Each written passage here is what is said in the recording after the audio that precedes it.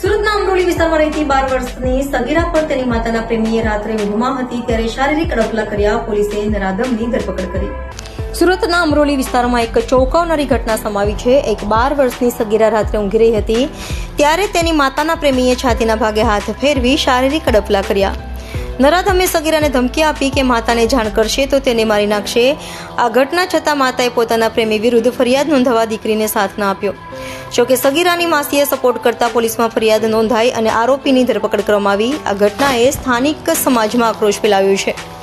પોલીસે આરોપી સામે કડક કાર્યવાહીની ખાતરી આપી છે અને વધુ તપાસ હાથ ધરી છે. આ કેસે માતા દીકરીના સંબંધો અને સુરક્ષા પર ગંભીર સવાલો ઉભા કર્યા છે.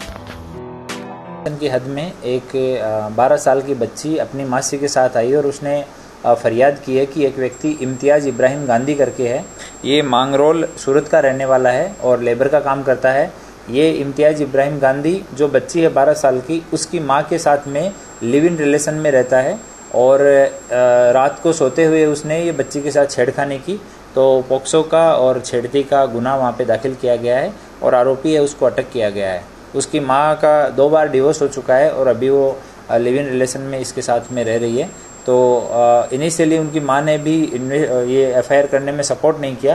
तो जो भोग बननार बच्ची है उसकी माँ से साथ में आई, उन्होंने फरियादी बने साथ में और बच्ची का स्टेटमेंट दिलवाया है और उनकी मासी के निवेदन पे अभी एफआईआर रजिस्टर हुई है और आरोपी जो है उसको अटक कर लिया गया है. आरोपी का कोई गुनाहित इतिहास नहीं है. आरोपी क्या काम करता था सर? लेबर का काम करता है.